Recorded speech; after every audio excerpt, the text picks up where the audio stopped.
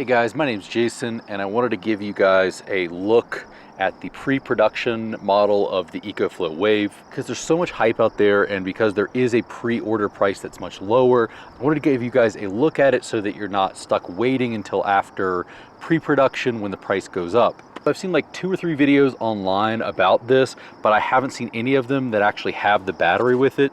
And running these together is, I believe, the most optimal way to run this. So you can run it through an AC wall outlet through here. You can run it through a solar panel, or you can also use what's behind here, or you can use this outlet here and do a plug from here to the EcoFlow product. I have an EcoFlow Delta, which is a 2016 watt. This battery pack here itself is a 1008 watt, and it just plugs in like this.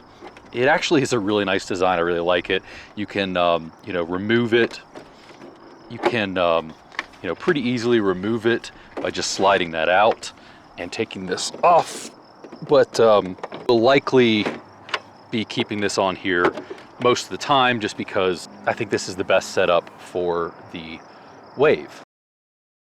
All right, so the way that you're going to turn this on is going to be this button all the way over here. Press that button down and it will start to blow. So after you turn that on, you can also turn it on down here by the battery indicator. But after you turn it on, there is this button right here, which is the timer. You can set it to a timer to conserve electricity.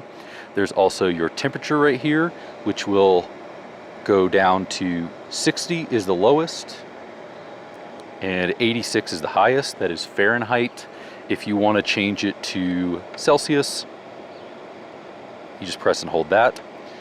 Down to 16 degrees Celsius up to 30 degrees Celsius. It comes in Celsius, but I switched it to Fahrenheit because that's what we use in the United States. Mode is going to lower and raise the fan, so you can have it running really low, which will be a little bit quieter, or you can run it all the way up.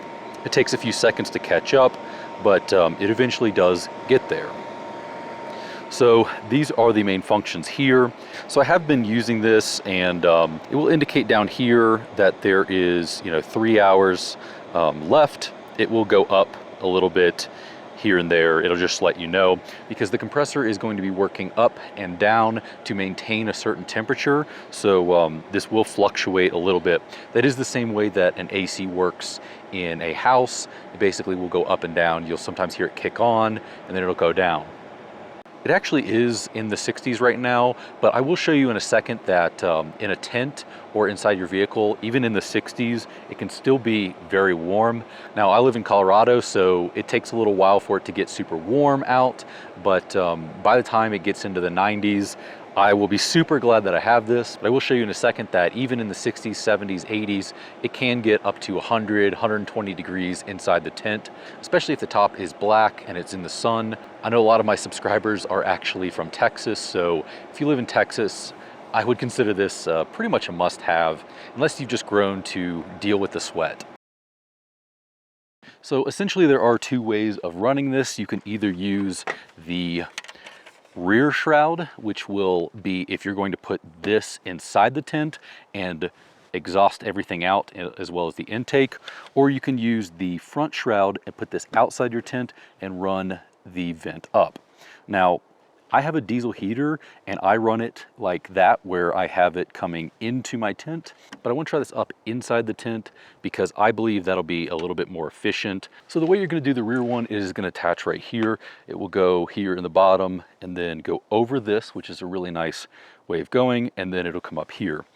So you'll take the larger end will be the intake. This will be the exhaust out. So there's 2 little notches down here. It's just going to go right in there. And it pops in just like that.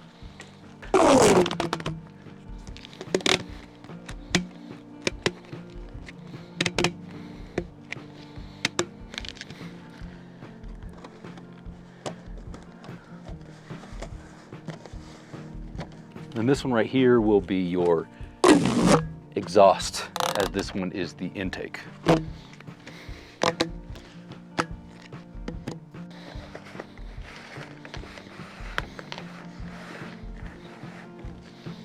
So in this configuration here, you can have it exhaust out and have the intake down, but the way I would do it would just have it to be exhaust out sort of here and then have the intake down low. So this one is going to fit directly over this shroud, and it's pretty easy to install as well.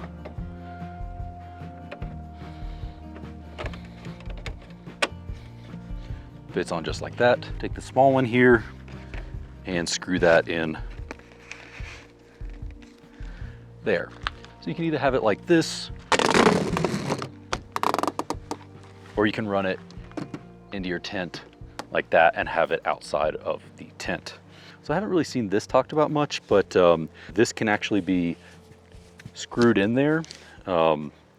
This right here lines up with that inside, and there's a little thing inside the shroud, and you can just twist it on and off. So one thing I did want to show you guys is that because of this being around water and stuff like that, it actually is a little bit upgraded from the regular one.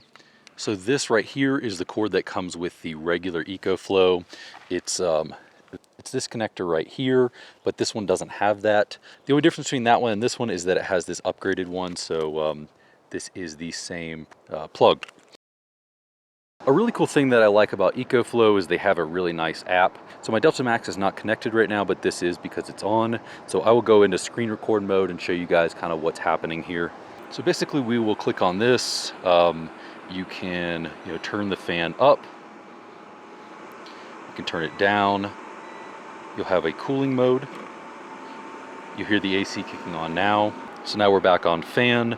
You can see that this is at 96%, whereas down here you can only show, out of 4, so it'll be 100, 75, 25, and 0. You can change it to the timer and just set it for a few hours, 4 hours and 30 minutes, 30 minutes, and you can save it. So if you're up in your tent and this is down on the ground, then you can just control it from here and mess around with the functions. And that way you don't have to get out of your tent.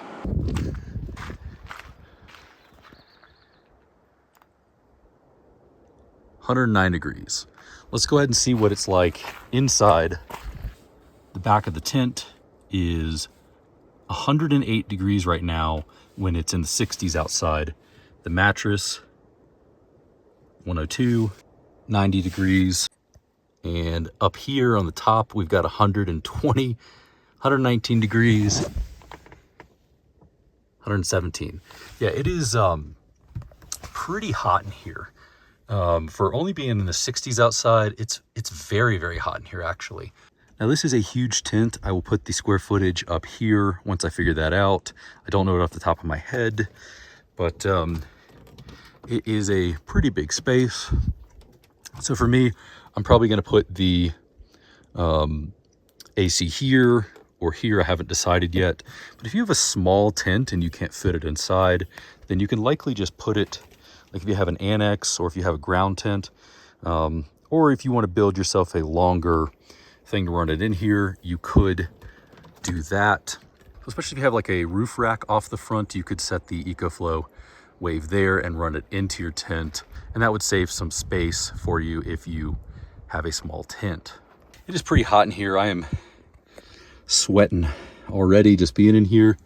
So let's go ahead and run this AC and we'll time it and see how long it takes. So I have the exhaust here. This should have all of the moisture come out there. But because I don't really know what the humidity is right now, I am going to attach this.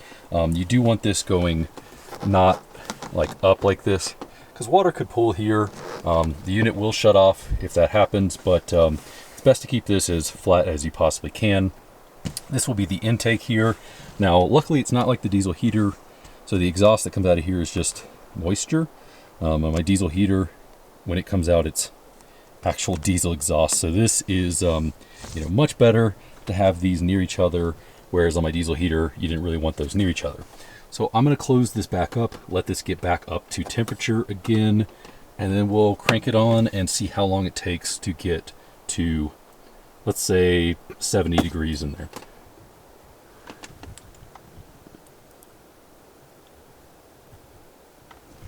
All right, so we're gonna go ahead and cut this on.